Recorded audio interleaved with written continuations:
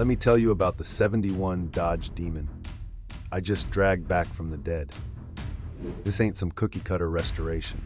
First things first, I yanked out that tired old mill and dropped in a fire-breathing V8, tuned till it screams like the devil himself.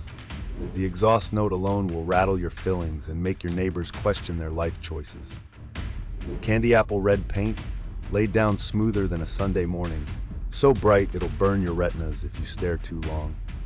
Every badge, piece of chrome, and bodyline got the royal treatment, straight, gleaming, and ready to turn heads from here to the next county. My crew, always nearby, handing me tools, cold drinks, or just tossing out bad ideas I somehow make work. Underneath, it's all fresh bushings, beefed up suspension, and brakes that'll stop a freight train dead in its tracks. This demon isn't just restored, it's resurrected, reimagined, and roaring for the next challenge. It's a rolling work of art with muscle to match the looks. Think you could handle this much power and style? Tell me what classic you want to see come alive next.